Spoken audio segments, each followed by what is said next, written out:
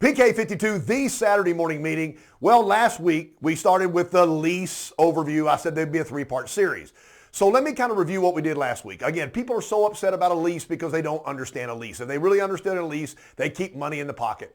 So we talked about a vehicle. Used cars now are over $30,000. New cars are expensive. So we looked at a payment on the retail side, 60 months, $550 a month. We looked at a lease payment at $425. So the lease payment's less, right? $550, $425, $125 a month. That's $125 a month that I'm not paying to drive the car. The first 36 months of driving a car, gas and go. Warranty coverage, you're good to go. So $125 times the first 36 is $4,500. Now, if I took your $4,500 and I kept it in my hand, and you came back 3 years from now and go, hey, I'm bringing the car back, and I go, hey, surprise, here's $4,500 back. You're going like, whoa, what is that from? That's from the payment savings for the first 36 months. So no matter what you're saying, that $4,500 is somewhere in your bank account. You did not give that to the bank or to Toyota. Why would you not try to keep your money in hand? Well, okay, so you got to pay a mileage penalty. Miles matter. I'll be honest with you. If you drive high miles, it devalues the car. It's not a penalty, it's the devaluation of the car. Some people call it a penalty, some people call it devaluation. All right, so let's look at this. If somebody gave you a free car and it was a 3-year-old car and had 45,000 miles on it, or they gave you the same car and it had 75,000 miles on it, the car with 75,000 miles, even though it was free to you, is going to be worth less money because miles devalue a vehicle. So is there any scenario where I could pay a mileage penalty to Toyota Financial Service, to the bank, and be better off paying the mileage penalty versus trading my car? So I've got some examples for you. I'd never do it without examples. So let's look at these examples right now. So what I did is I took a 2020 Highlander with only 36,000 miles and I put it in good condition. Everybody would like to have that on the lot right now. 36,000 mile, 2 to 3 year old Highlander. That'd be money, right? So I went to Kelley Blue Book, this was about a week ago, and I put these parameters in. And so Kelley Blue Book is going to charge me or show me what the car is going to be worth based upon the miles and the year and the trim level of the vehicle. So I have to fill in the mileage field. And so they said 39,117. It doesn't matter what you're selling the vehicle for. That's the assessment of the value of the car at 36,000 miles in good condition. End of story, right? So what would happen if I drove extra miles? Why do you drive extra miles? Because you needed to drive the miles. You live further out of town, you had to do some stuff. So you drive the miles because it's necessary.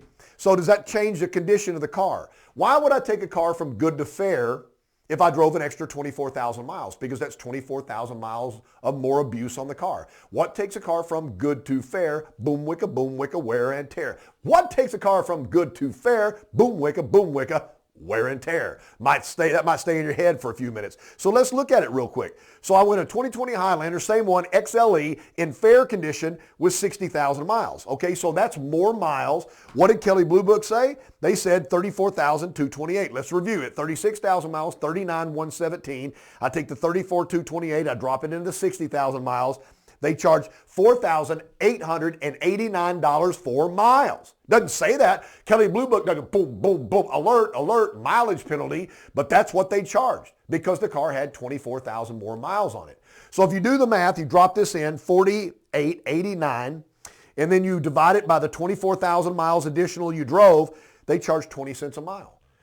So the penalty from Toyota, the penalty would be 15 cents a mile. The high mileage depreciation, which is a penalty from Kelley Blue Book appraisal, would be 20 cents a mile. So I'm 5 cents a mile better off. I couldn't have bought my miles up front with Toyota at 10 cents a mile. Now I'd be 10 cents a mile better off. But let's not forget the $4,500 I didn't spend on payment. So I'm 5 cents a mile better off. I'm making money there, and I have $4,500 I didn't spend on the car. And I'm market protected. Well, you know what I just did. I took the only vehicle in the Toyota lineup that would do that, so I'm tricking you, right? No, let's do another one. So I'll drop another one in. Here's a 2020 Tacoma TRD Sport. You'd love to have that with 36,000 miles on it. So I said, well, what did Kelley Blue Book say on that? They said 37,645. That's what they said a week ago. But what would happen in a truck if I drove it an extra 24,000? You know there's more wear and tear. Good to fair, good to fair, wear and tear. So I went ahead and dropped that in. So I looked at it at 60,000 miles. So I've got man. So that's Tacoma. I got it mislabeled right here, gang. That's all right.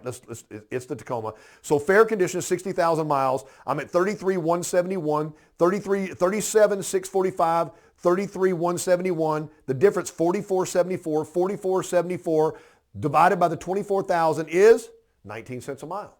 19 cents a mile.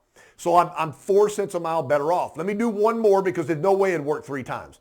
So I've got a 2024 runner limited in good condition. They're saying 41.4. 41.440 is what they're saying. So what would happen if I got in and out, in and out, in and out, luggage in, luggage out, cargo in, cargo out, 24,000 miles more? I went from good to fair, so I dropped this in, and I went fair condition. What they say? They said 36,047, so I'm at 41,440. Then I'm at 36,047. I'm at 53.93. Listen, you don't have to go from good to fair. You can go good to good. Doesn't matter. It's still going to be a difference. You're going to be charged for those miles. And it's not like Kelley Blue Book says there's a mileage penalty being assessed in this evaluation. You just fill out either 36,000 miles or 60,000 miles when you're typing the number in. The way you would do this is you take any vehicle, you put it at 36,000 miles, back it out of Kelley Blue Book, and then drop it in at 60,000 miles, and the number is going to be lower every single time in every single brand. Okay? You never make money by driving extra miles. So I look over here, and so Kelley Blue Book saying 53.93, an extra 24,000 miles is 22 cents a mile.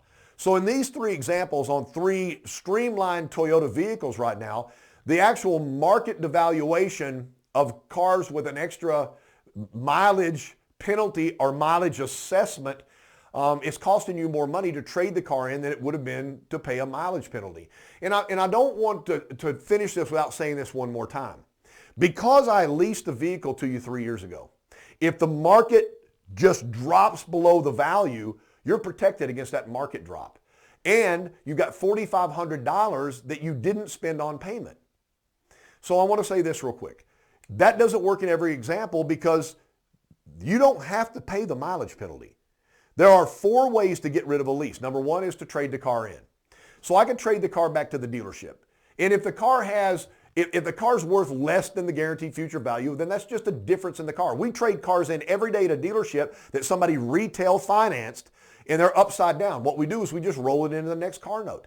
That's the same thing you could do with this. And the car dealership's going to pay off Toyota to whatever the residual is, and that's clean. You didn't pay a mileage penalty.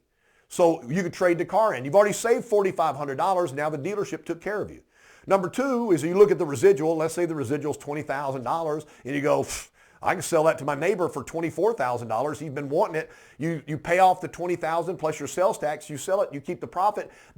All Toyota wants is the residual. They're not going to send you a penalty for mileage if you buy the car and pay that off.